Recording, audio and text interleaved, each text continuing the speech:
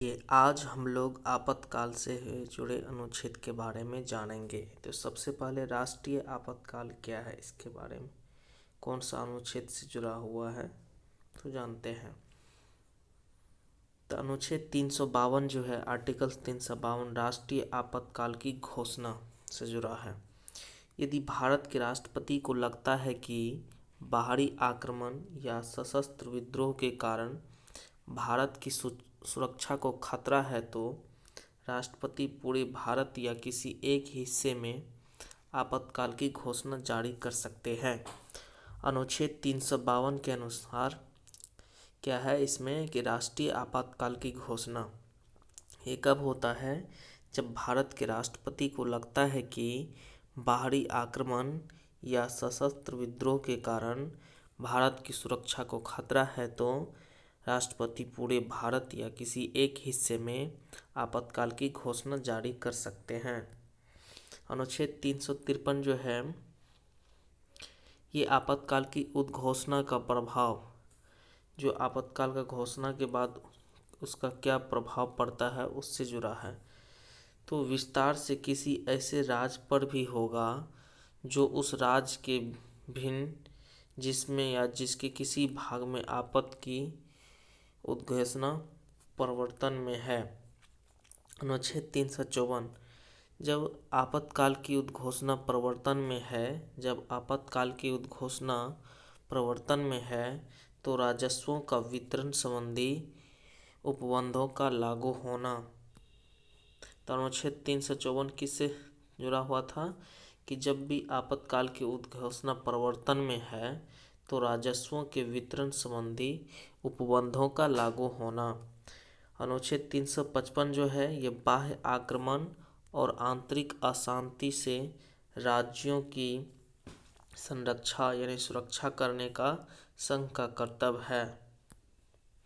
अब राज्य आपातकाल देखते हैं। तो अनुच्छेद 356 ये राज्य आपातकाल से जुड़ा है।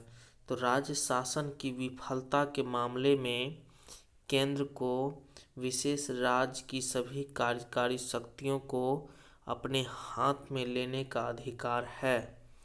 इसे राज्य आपातकाल या संवैधानिक आपातकाल के रूप में भी जाना जाता है। तो अनुच्छेद 356 जो है, ये राज्य आपातकाल से जुड़ा हुआ है। राज्य शासन की विफलता के मामले में केंद्र को विशेष राज्य की सभी कार्यकारी शक्तियों को अपने हाथ में लेने का अधिकार है। इसे राज्य आपातकाल या संवैधानिक आपातकाल के रूप में जाना जाता है।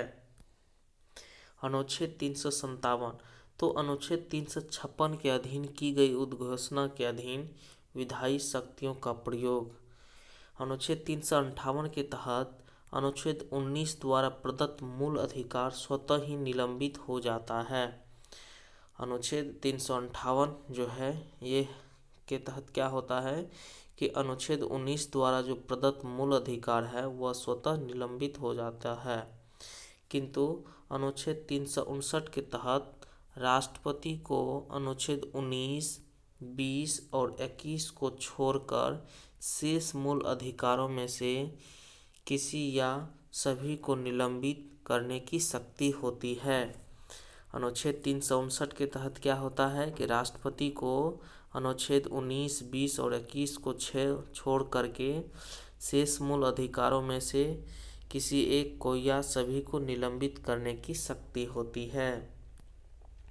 अब देखते हैं वित्तीय आपातकाल। तो अनुच्छेद 360 जो है, ये वित्तीय आपातकाल के बारे में है। यदि राष्ट्रपति संतुष्ट है कि देश में ऐसी स्थिति उत्पन्न हो गई है जिसके कारण भारत की वित्तीय स्थिरता, भारत की साख या उसके क्षेत्र में किसी भी हिस्से की वित्तीय स्थिरता को खतरा है, तो वह केंद्र की सलाह पर वित्तीय आपातकाल की घोषणा कर सकता है। अनुच्छेद 360 जो है वित्तीय आपातकाल से है।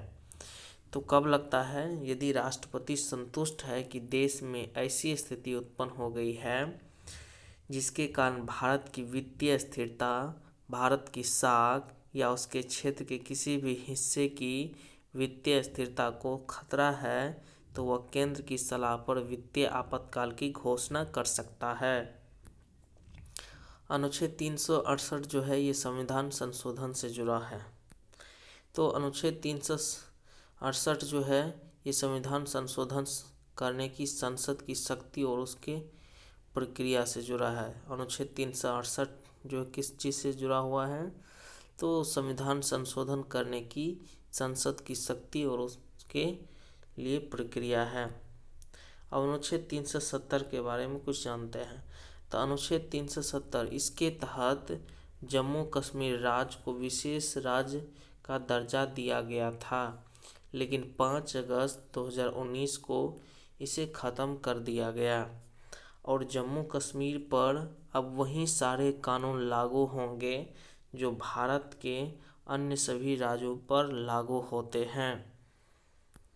तो इस प्रकार से आपातकाल के बारे में समझे, इसे आप याद रख सकते हैं।